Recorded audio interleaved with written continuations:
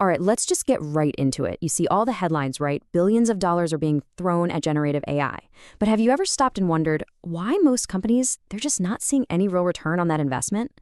Well, today we're going to dig into this huge gap between the hype and what's actually happening. And it all kicks off with one pretty shocking number. Okay, here it is. 95%. I mean, just let that sink in for a second. This research shows that a whopping 95% of organizations are getting zero, and I mean literally zero, measurable P&L impact from their Gen AI projects. All that money, all that excitement, for what? It just makes you ask, what in the world is going on here? Well, there's a name for this. It's being called the Gen AI divide.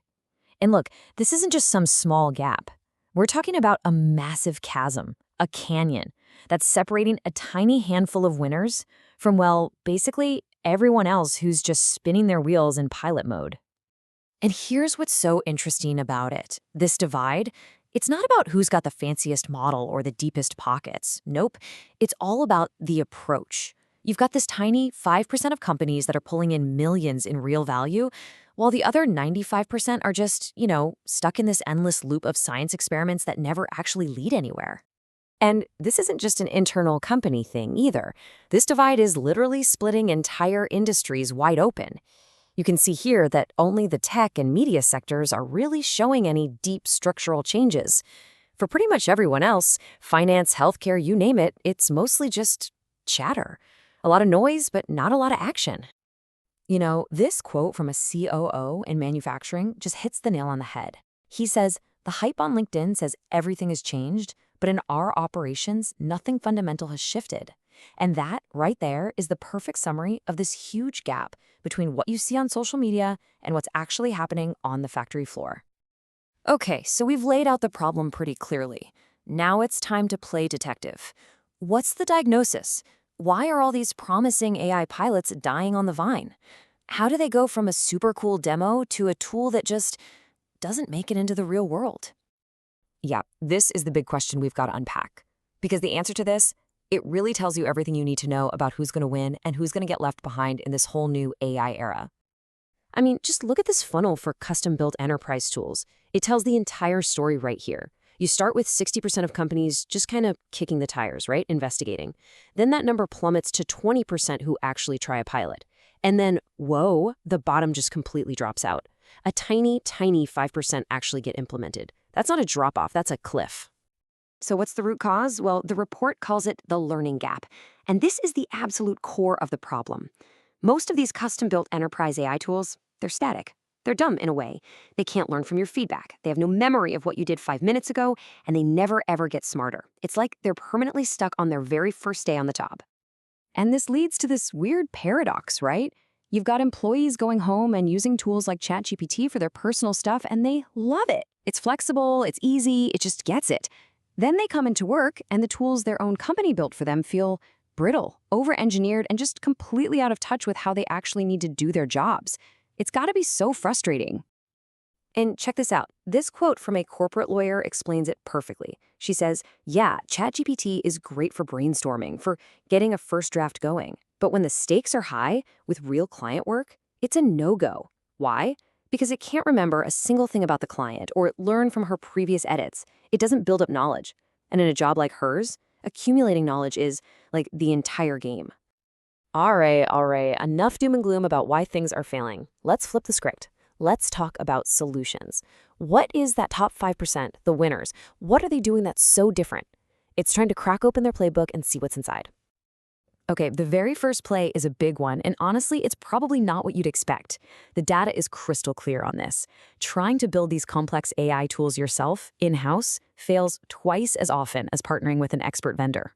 The path to success, it turns out, is to buy and customize, not build from the ground up. So when these winning companies go shopping for an AI solution, what's on their checklist? Well, it's not a race for who has the most bells and whistles. It's about way more fundamental things. Do we trust this vendor? Does this thing actually fit into our workflow without causing a massive headache? And, this is the big one, can it learn and get better over time? See, they are specifically looking for tools that solve that learning gap we talked about. And you really can't overstate how important that trust factor is. This quote from a head of procurement at a global company says everything. He basically says, look, we're more likely to just wait for the partner we already have a relationship with to add AI than to take a gamble on some unproven startup. Trust is everything. Okay, let's pull another page from the winner's playbook, and this one is also a bit of a surprise. It turns out the biggest bang for your buck, the real ROI, it's not where most companies are spending their money. The real treasure is actually hiding in plain sight. If you look at where the money is going right now, about half of all Gen AI investment is getting poured into sales and marketing. And that makes sense, right? They're the flashy front office departments where you can see the results. But that's not where the biggest wins are actually found. So let's just compare for a second. A front office win might be something like, hey, we can qualify leads 40% faster, which is great, don't get me wrong. But now compare that to a back office win, completely eliminating a $2, $5, maybe $10 million a year outsourcing contract. The shiny front office projects are the ones that get all the budget and attention, but it's the less glamorous back office automation that's delivering the massive bottom line ROI. So here's the bottom line on that. The single biggest financial win from Gen AI today isn't about cutting internal jobs.